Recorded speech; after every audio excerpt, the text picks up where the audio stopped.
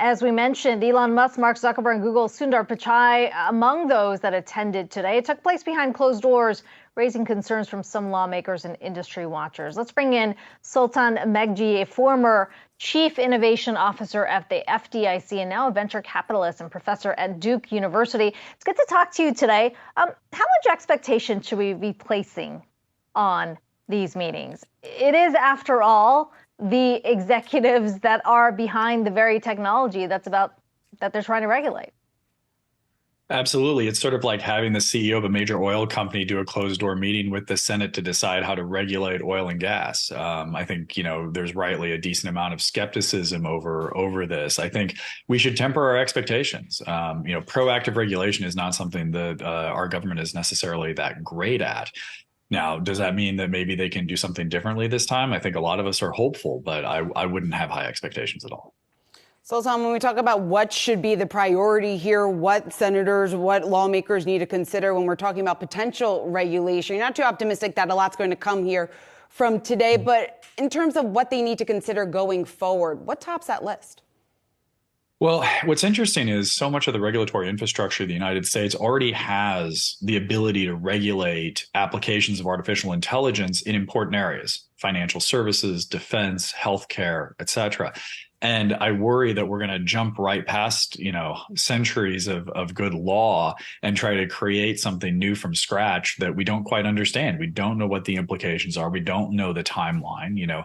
The AI, death knells of, Skynet and things like that from the Terminator movies are quite far away. And there are a variety of existing mechanisms that could be leveraged. And so I think modernizing the existing regulatory regimes should probably be job number one. Job number two should be also understanding that the federal workforce needs to get educated about artificial intelligence, gets educated about modern technology. And as a former federal regulator, I can tell you there's a big gap between where they currently are and where they need to be.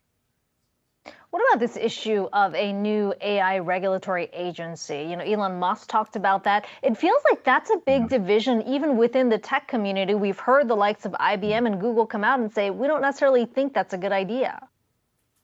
I think the important thing to ask is what would be the result of that? Like, what value would a system like that create? Could you imagine a single governmental body big enough, broad enough, and funded well enough that could in essence, regulate everything from artificial intelligence used to create new drugs to the AI used to protect us from criminals on financial transactions on the internet, to worrying about offensive, cyber actions by other nation states against us using AI. That's an incredibly broad scope. And I think it misses the opportunity to actually do something meaningful.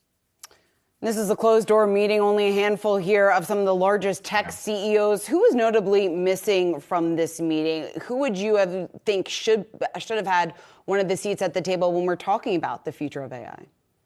Well, one of the most advanced uses of AI that wasn't there was in the defense community. So there are a variety of defense contractors, aeronautics firms, et cetera, that are doing incredibly advanced things in artificial intelligence that, really are changing how war is fought. And we've seen it from everything from the Russian invasion of Ukraine to how drones flown by our own military here in the U.S. operate. And the fact that that incredibly advanced technology is not part of this when they're the ones that are actually using AI that have people dying at the end of it already. And that to me was a huge gap in this. While we're talking about the potential for regulation in the U.S., the reality is this is a conversation that's been happening globally. The EU, as often is, one step ahead in terms of drafting the regulation. There's a number of things that have come out of that. One, banning real-time facial recognition usage, biometrics, but also requiring generative AI companies to really open up their systems. To what extent does that provide a template for U.S. regulators to follow? And how realistic is it to require that here? Having an artificial intelligence that is in essence transparent about why it's making the decisions it's making is one of the harder pieces of AI right now. There are a lot of AIs out there that are fundamentally black boxes. It can't tell you why it makes that decision. By requiring that, you are, to a degree, limiting the development and use of certain types of artificial intelligence. That's part one. Part two is I think it's going to be very difficult to get an American regulatory body to follow the lead of a European body, or even establish a framework. For the last 15 years, we've seen very, very strong regulatory frameworks come out of the EU in financial services, and getting American financial regulators to follow those is a bit of a challenge when it's a much narrower focus. We have seen this in other tech regulation discussions before, which is the US is trying to create its own regulation, the EU is doing its own thing, and then you've, of course, got China as well.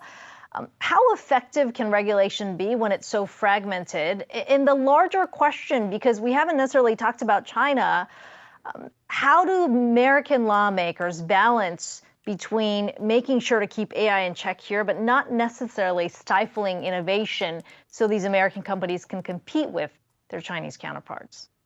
That's an absolutely fantastic framing of that question. I wish more people would frame it like that, because creating a regulatory system doesn't just mean saying no. It means finding opportunities to create a path to say yes incredibly easily.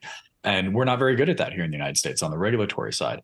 Creating a regulatory framework that leads on innovation, that leads on protecting Americans, and that leads on creating safety nets is important, but that's really not what we're seeing here in the US. And globally, there's an incredibly fragmented environment. Even getting global regulators to focus together in a unified way on something as simple as the spam that hits your email is a multi-year journey that's incredibly difficult. I think getting especially the People's Republic of China to play ball with any global regulatory system is a challenge. And so I think at the US side, we just need to accept that they're not going to participate, or if they are, they're just going to lie about it. And we need to figure out how to lead the world on this. A conversation I'm sure we will continue to have. Sultan Meghji, venture capitalist and professor at Duke University. Appreciate the time today. Thanks for having me.